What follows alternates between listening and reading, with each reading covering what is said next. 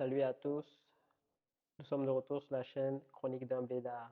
Aujourd'hui, on parle comment rester pauvre. C'est parti.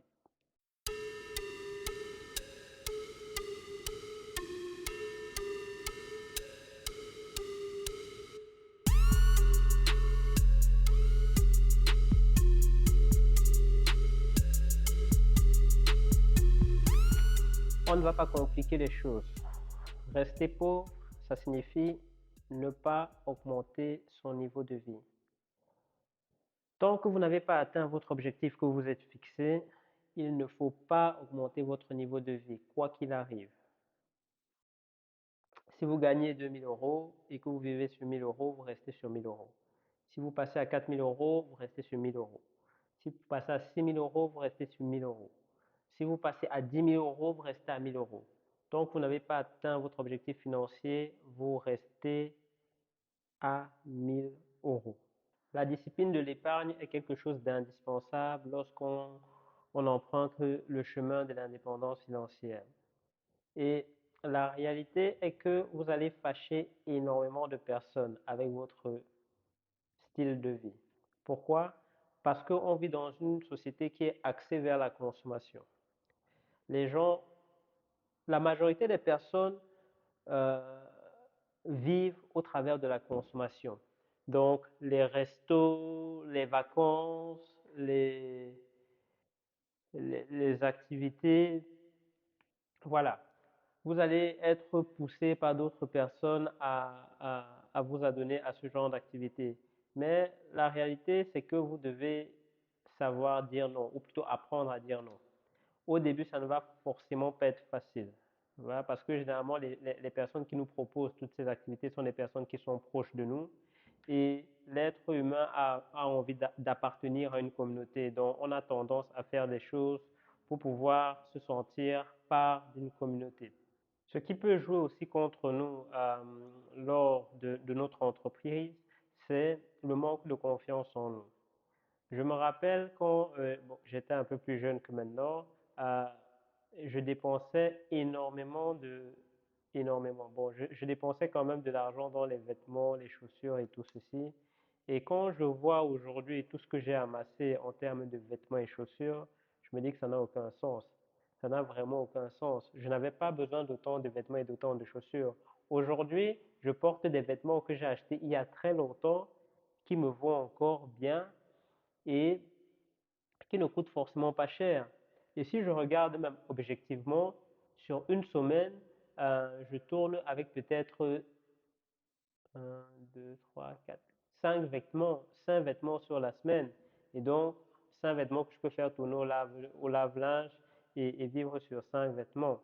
Et en termes de chaussures, n'en parlons même pas. Au final, généralement, on a plusieurs paires de chaussures et on en utilise deux ou maximum trois, grand maximum trois. Donc, je me rappelle moi, je me rappelle moi, j'étais aux études et j'achetais des costumes, franchement. Je dépensais énormément d'argent dans des costumes, je perdais des temps à m'habiller. Pourquoi? C'était parce que je n'avais pas suffisamment confiance en moi. Il faut qu'on se dise des choses clairement. Quand on sait ce qu'on recherche dans la vie, on s'habille en t-shirt, même si on est quoi que ce soit, on n'a pas besoin de prouver. Quand on sait ce qu'on veut, on n'a pas besoin de prouver à l'autre quoi que ce soit. Donc ça, c'est quelque chose qui va vraiment jouer contre vous dans votre entreprise à vouloir rester pauvre. Le manque de confiance en soi. Mais voilà, c'est comme un muscle, ça se travaille au quotidien. Ça se travaille au quotidien. Tant que l'objectif est fixé et bien défini, on a un repère.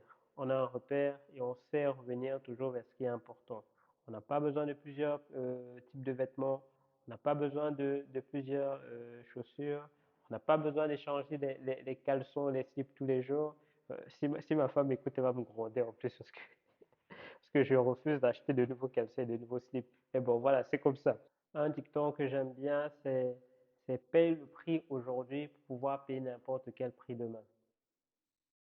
Je pense que ça, ça ça résume bien cette étape de rester pauvre. Celui qui va être capable de manger des pâtes aussi longtemps que possible sans avoir besoin de le faire sera celui qui atteindra le plus rapidement possible son objectif financier. Euh, Parlons concret. Parlons concret, j'arrive. Je vais chercher quelque chose.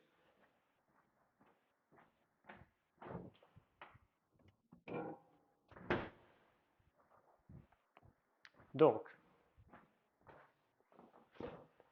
voici ici dans mon frigo un paquet de pâtes qui coûte 6 euros et quelques.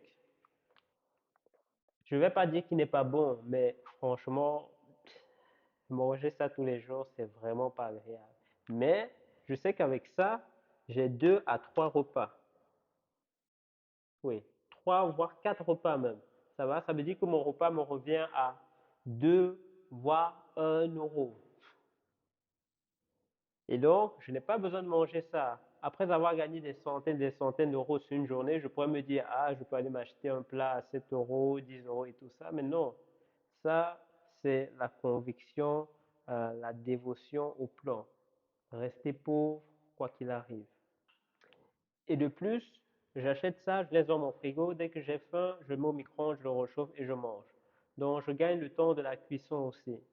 Ça veut dire que le temps que je vais perdre à cuisiner, je peux investir ce temps-là sur mes projets, avancer dans mes projets et avancer euh, et forcément gagner plus. Donc voilà, ça c'est un exemple de conviction. Donc, et ce qu'il faut aussi savoir, c'est que le monde n'a absolument rien de notre objectif. Donc, le monde va faire tout ce qui est en son pouvoir pour nous empêcher d'atteindre notre objectif. Pourquoi? Parce que ce n'est pas son problème. Chacun a ses problèmes dans la vie. Donc, vous êtes absolument seul sur votre parcours. Quand je dis seul, c'est seul. Personne ne croit en vous comme vous pouvez croire en vous. Je dis bien personne. Même pas votre famille, même pas vos parents, même pas vos conjoints. Si vous ne croyez pas en votre potentiel, si vous ne croyez pas en, en, vos, en votre conviction, vous n'allez pas y arriver. Vous n'allez vraiment pas y arriver. Et je vais peut-être frustrer certains en disant ceci, vous allez probablement échouer.